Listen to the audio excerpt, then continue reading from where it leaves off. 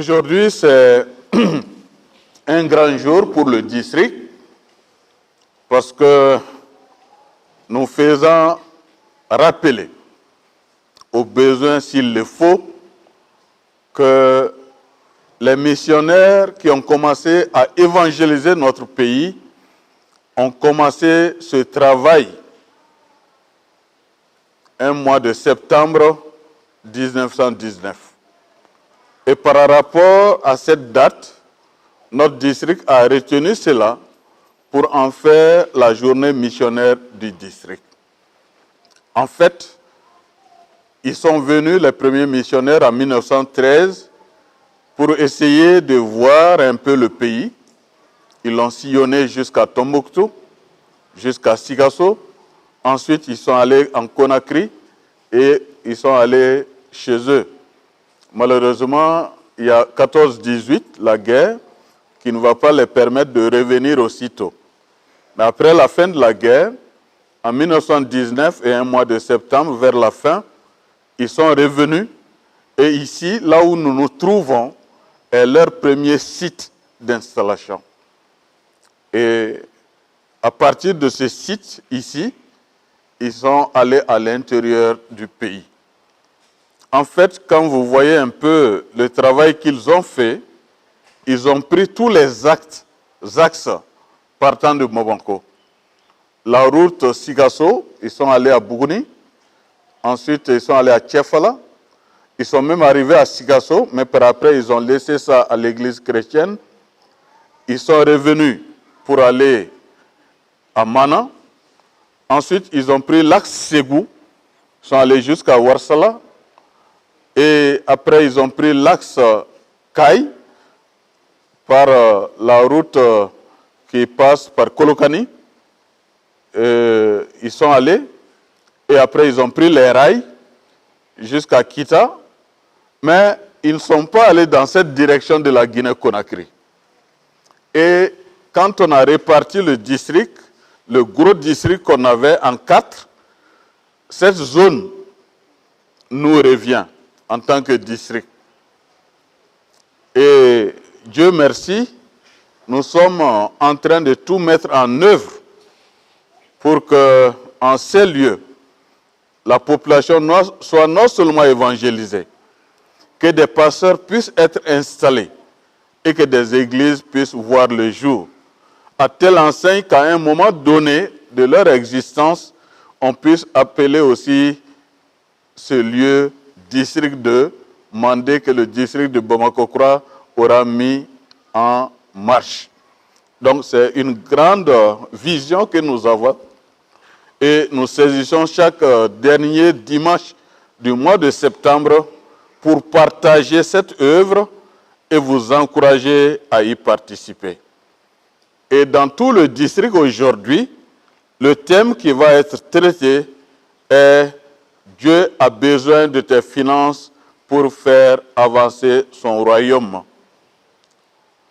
Et après beaucoup de prières et de réflexions, nous avons retenu Exode, le livre d'Exode, les chapitres 35 et les 34 et 35, pour voir comment le peuple de Dieu s'est pris pour construire le tabernacle après leur sortie d'Égypte. Donc le texte que nous allons lire, c'est dans le chapitre 35 d'Exode, les versets 4 à 10. Prions.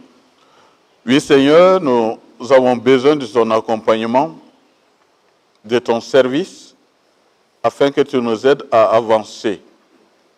Avancer et te comprendre et accomplir la grande mission que tu nous as donnée.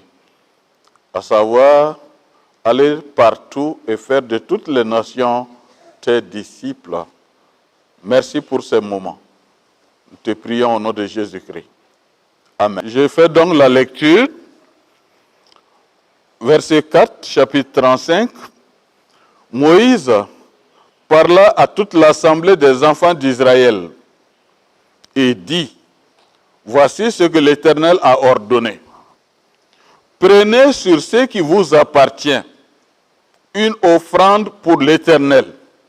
Tout homme dont le cœur est bien disposé apportera en offrande à l'Éternel de l'or, de l'argent et de l'airain. Des étoffes teintes en bleu, en pourpre, en cramoisi, du fin lin et du poil de chèvre, des peaux de bélier teintes en rouge et des peaux de dauphin, du bois d'acacia, de l'huile pour le chandelier, des aromates pour l'huile d'onction et pour le parfum odoriférant, des pierres d'onyx et d'autres pierres pour la garniture et l'éphod et du pectoral. Que tous ceux d'entre vous qui ont de l'habileté viennent et exécutent tout ce que l'Éternel a ordonné. Que Dieu bénisse la lecture de sa parole. Ici, nous sommes à un moment capital de la vie du peuple de Dieu. Vous vous rappellerez que Joseph a été vendu à des Égyptiens. Potiphar en a fait son serviteur. Il s'est retrouvé en prison. Il s'est retrouvé comme par après le deuxième homme d'État d'Égypte et a facilité donc la rentrée des enfants d'Israël en Égypte. Ils vont avoir la meilleure partie de ce territoire.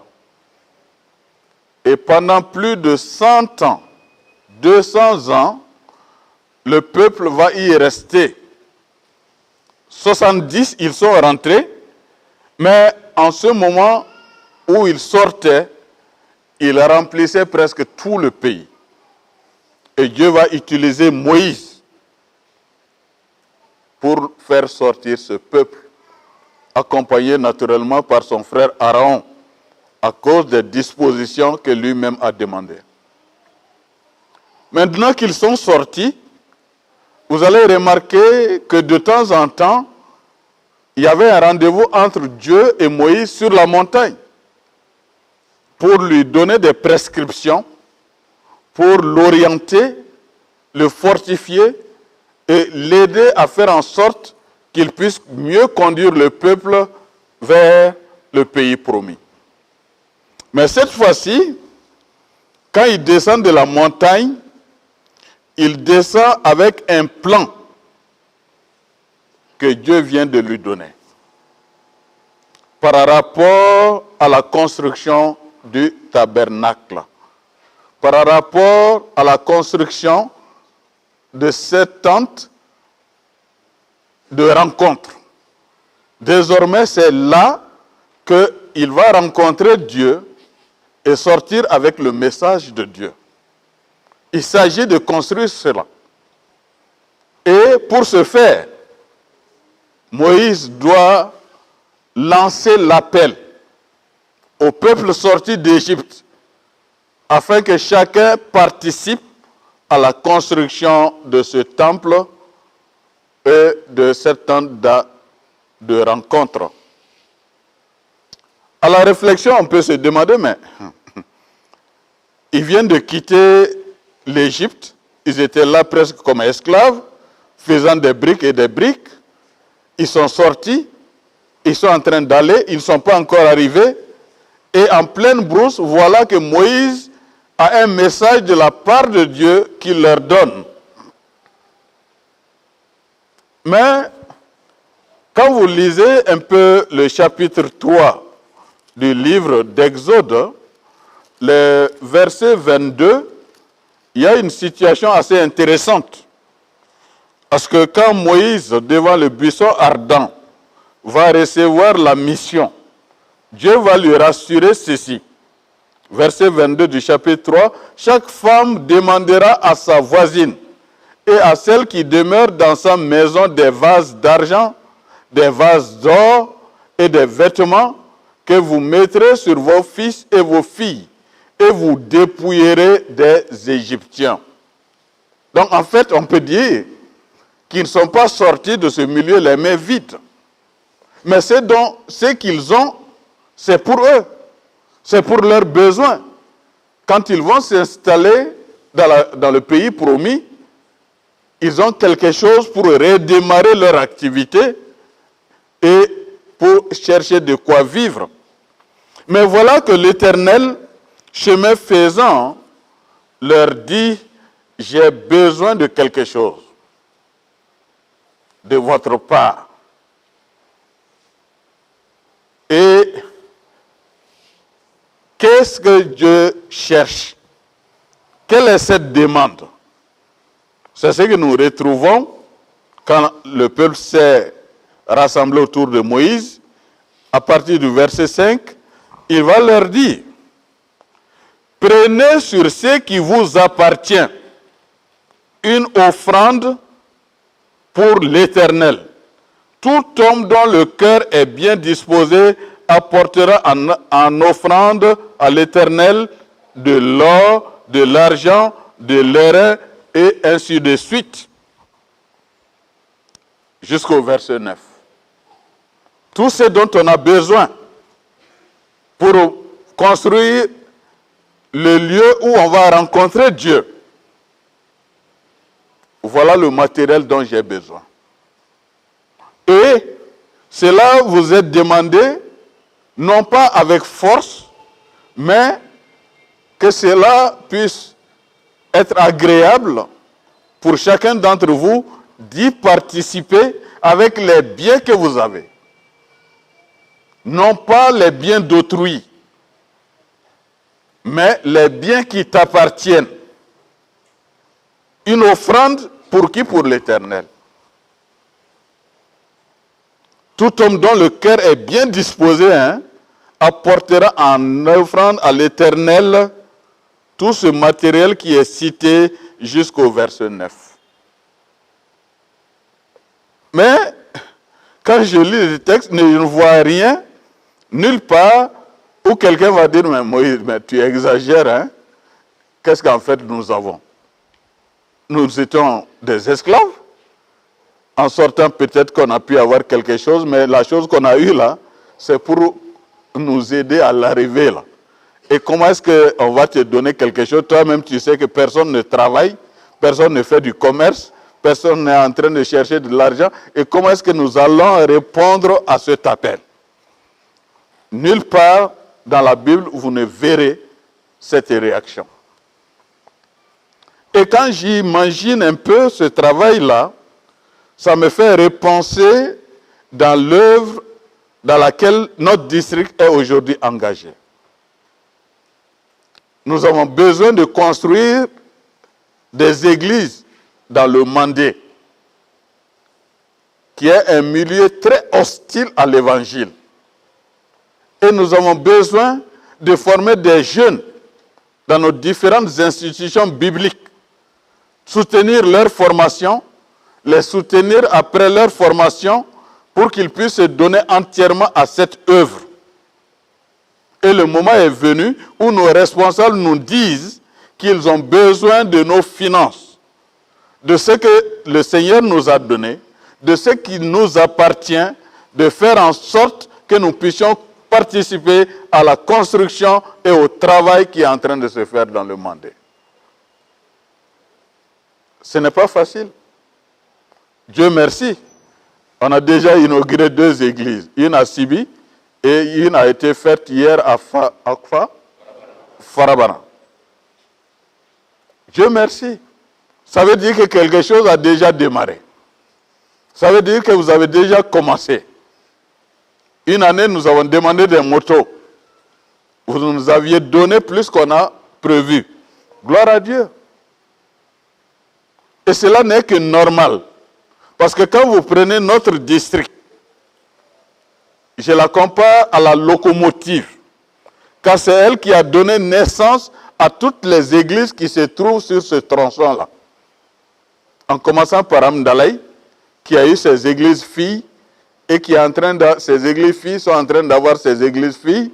Donc ça veut dire que nous, on a eu non seulement des filles, nous avons eu des quoi? Des petites filles, et ces petites filles sont en train d'avoir aussi. Ah, ça c'est quoi maintenant? Arrière. Mais on va derrière, non? Devant ou arrière? Donc, nous pouvons dire que gloire à Dieu. Mais je vous rappelle que le début des travaux n'ont pas été faciles. Avec beaucoup de prières et beaucoup d'engagement, nous avons commencé le ministère dans cette zone. Dans un premier temps, le pasteur allait sillonner une fois l'an la zone.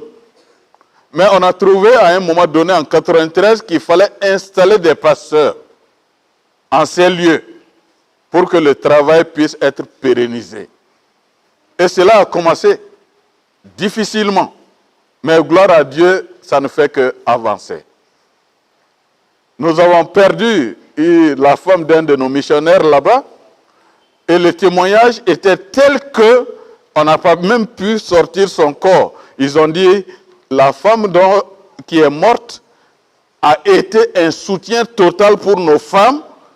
Et si vous le voulez, nous vous le demandons, faites en sorte que cette femme soit enterrée chez nous en signe de témoignage. Nous l'avons accepté. Et les choses ont évolué. Aujourd'hui, le travail avance. Et je viens avec ce texte vous dire que tous ceux qui ont le cœur disposé nous apportent aujourd'hui ce que le Seigneur vous a donné. Par rapport au message que Moïse a véhiculé, je note avec joie qu'il n'y a pas eu de murmure et que les gens ont commencé à apporter ces choses petit à petit. Le verset 11 parle du tabernacle et de sa structure, l'arche, ses bras et ses structures, la table et ses barres avec ses structures, le chandelier, l'autel des parfums, l'autel des holocaustes, les toiles du parvis, les pieux du tabernacle, les vêtements sacrés pour les sacrificateurs. Tout cela a été demandé et devait être confectionné. Au verset 20 du chapitre 35, toute l'assemblée des enfants d'Israël sortirent de la présence de Moïse. Pourquoi faire? C'est comme s'ils ont dit à un moment donné, le message est reçu 5 sur 5. Moïse, tu as parlé.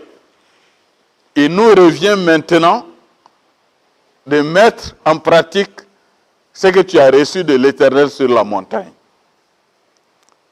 Et le verset 21 nous dit, tous ceux qui furent entraînés par le cœur et animés de bonne volonté, vinrent et apportèrent une offrande à l'Éternel pour l'œuvre de la tente d'assignation, pour tout son service et pour les vêtements sacrés. Les hommes vinrent aussi bien que les femmes. Tous ceux dont le cœur était bien disposé apportèrent des boucles, des anneaux, des bagues, des bracelets, toutes sortes d'objets d'or, chacun présentant l'offrande d'or qu'il avait consacrée à l'Éternel. Et quand vous continuez la lecture jusqu'à la fin du chapitre, vous vous rendez compte que jour après jour, les gens amenaient ce qui est entre leurs mains. Je vois les boucles d'oreilles que les femmes ont enlevées, même les bagues en or, les bracelets en or, en argent. Dieu a parlé. Et ce truc-là ne va pas être construit sans mon apport. Était le désir de chacun. Et ils se sont mobilisés. Et ils ont commencé à donner les uns après les autres. Les hommes aussi qui avaient l'expertise de faire ce travail se sont aussi présentés. Ce qui est intéressant. Non seulement on a besoin de vos biens, mais on a besoin aussi des dons que le Seigneur vous a accordés, lesquels dons vous servent aujourd'hui à faire un métier. Et nous avons besoin des architectes, nous avons besoin des maçons, nous avons besoin des ouvriers pour mener à bien cette œuvre grandiose. je vous dis qu'à la réflexion, ça me fait penser à toutes ces églises que nous avons en vue et que nous voulons construire dans le Mandé. Et tous ces jeunes que nous sommes en train de former, qui formés après vont servir Dieu, que nous puissions pourvoir à leurs besoins. Ce n'est pas de trop ce qu'on est en train de demander. Il n'y a pas un nombre qui est fixé. On dit ce qui vous appartient, d'une manière volontaire, avec joie, mettez cela au service de Dieu. En réfléchissant sur ce texte et sur ce message, je me suis rendu compte que la plupart du temps, ce qu'on entend, c'est « je n'ai rien ». Mais laissez le voleur rentrer chez vous. Si vous n'avez rien, on va voir. Quelqu'un qui dit « je n'ai rien », quand le voleur rentre, vous l'allez entendre crier, il a tout pris. Il a pris quoi puisque tu n'as rien? C'est que tu avais quelque chose. Et dans la zone CMDT, un de nos braves paysans a cultivé. Dieu a béni le fruit de ses efforts et à la campagne, il a eu quelques millions. Il s'est levé le dimanche dans l'église. J'ai béni le Seigneur qui a fructifié mes efforts. Et la campagne a été très bonne. J'ai eu tant de millions. Et dans la joie, je vais donner au Seigneur 500 francs. Oh, un ancien a dit, mais ne prenez pas l'argent là, il faut lui donner. Le pasteur a dit non, laissez-les.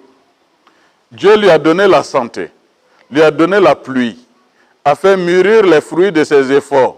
Il a eu des millions. En retour, dans tout ce million que Dieu lui a donné, il ne redonne à Dieu que 500 francs. Mes chers amis, soyons raisonnables. Est-ce qu'il n'a rien? C'est le cœur qui n'est pas disposé. C'est parce que peut-être il a beaucoup de projets. Et par rapport au projet, s'il dépasse 500 francs, ça va poser problème. Mais attention, qui t'a dit que tu vas même réaliser ce projet-là?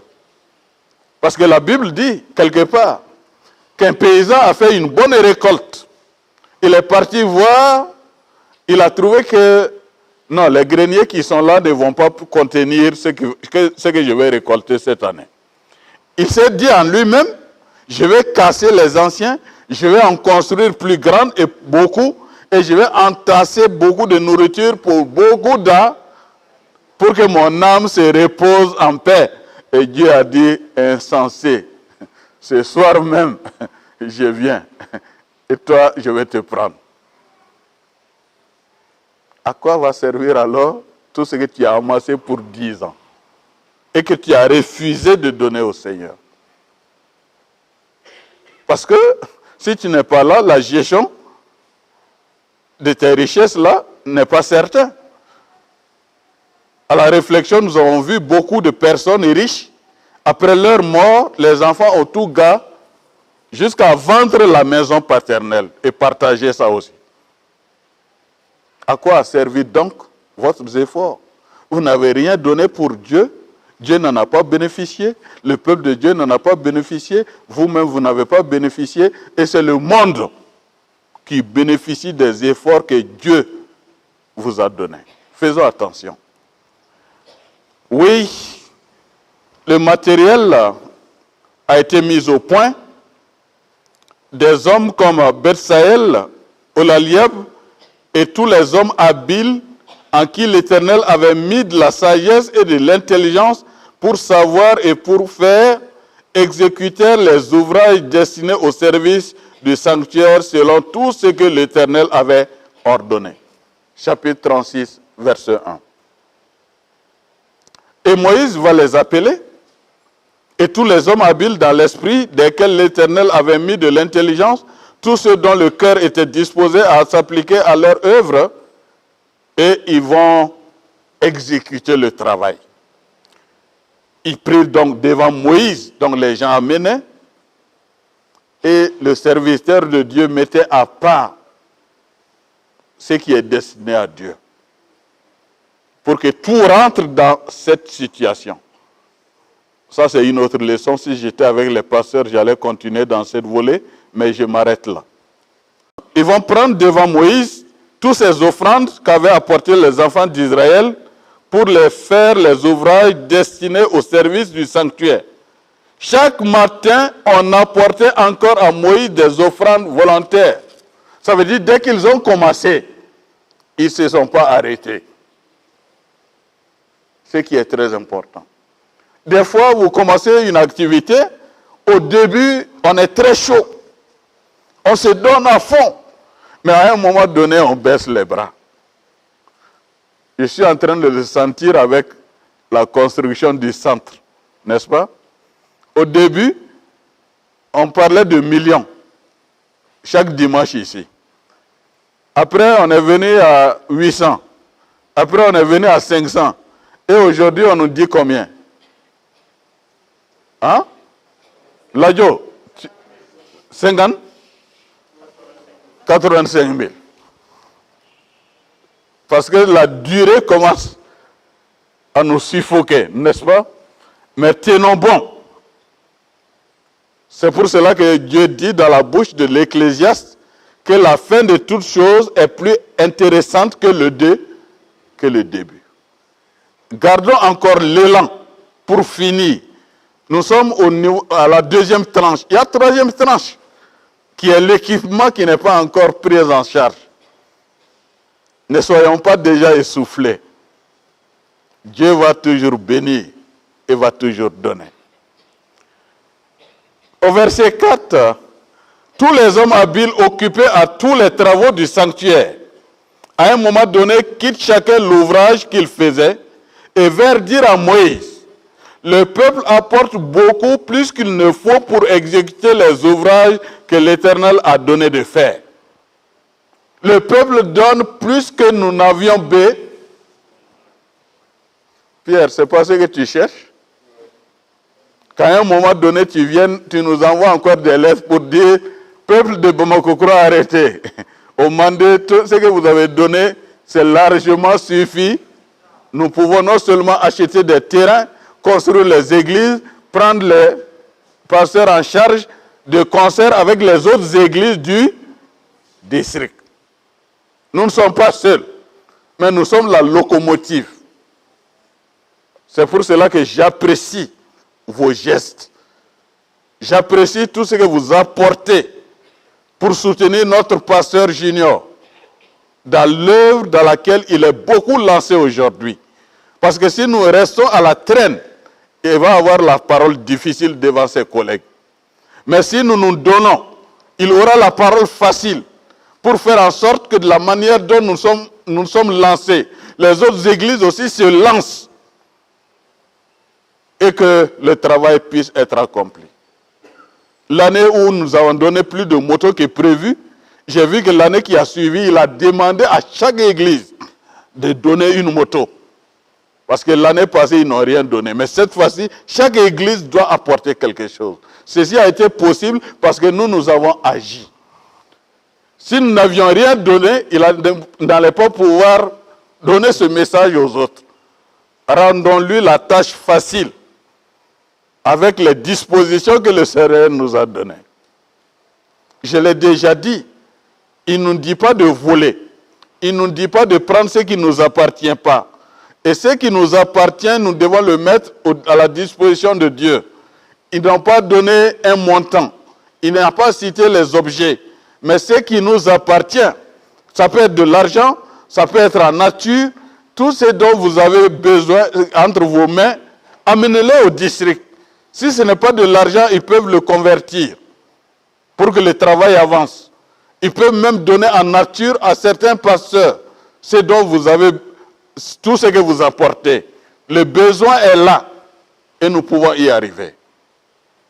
J'ai réuni ici les pasteurs une fois avec la bénédiction du président du district pour essayer d'aider les uns et les autres et les conscientiser par rapport à l'œuvre dans laquelle ils sont engagés.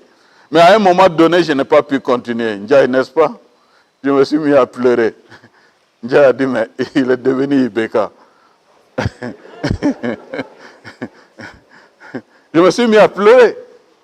Parce que je me suis dit, de la manière dont on a commencé cette œuvre dans la difficulté, est-ce que ces jeunes aujourd'hui qui sont sur le terrain sont conscients de ce qui a été fait et de ceux qui les entendent? Quand je suis arrivé à ces réflexions, je n'ai pas pu retenir mes larmes. Et on a arrêté la réunion. Mais encore une fois, voilà ce que ceux qui ont la main dans la pâte sont revenus dire à Moïse, que le peuple apporte beaucoup plus qu'il ne faut pour exécuter les ouvrages que l'Éternel a donné à le faire. Et Moïse fit publier dans le camp que personne, homme ou femme, ne s'occupa plus d'offrandes pour le sanctuaire. On empêcha ainsi le peuple d'en emporter. Les objets préparés suffisaient et au-delà pour tous les ouvrages à faire. Gloire à Dieu. Gloire à Dieu. J'ai attiré votre attention que personne d'entre eux n'était en train de travailler pour avoir quelque chose. C'est ce qu'ils ont pris en sortant d'Égypte, qu'ils ont cru pouvoir faire leur avenir avec. Le Seigneur en a besoin et ils ont mis ça à la disposition du Seigneur. Pourquoi tout se rappelle par rapport à la journée du missionnaire? J'ai déjà dit la manière dont notre missionnaire a travaillé et ce vide qui est resté et que nous devons travailler aujourd'hui. Nous y sommes et beaucoup de nos jeunes travaillent comme élèves pasteurs dans cette zone. Nous venons à vous pour qu'on puisse conjuguer nos efforts pour mener à bien cette œuvre. Nous devons non seulement former des hommes qui sont sur le terrain, mais aussi construire des églises. Mais nous allons y arriver. Je veux dire déjà merci pour tout ce qui a été fait. Vous avez beaucoup fait. Mais encore une fois, beaucoup reste à faire. Nous reconnaissons que certains d'entre vous, vous avez beaucoup fait dans cette œuvre. L'œuvre reste encore grande et le Seigneur a toujours besoin de notre engagement pour que le travail puisse aboutir à ce que j'ai appelé le district de Mandé. Le district de Bamako-Kura doit donner naissance à un autre district. Ce n'est pas facile, mais avec Dieu, tout est possible. N'est-ce pas? Croyons et nous y arriverons. Croyons et nous y arriverons.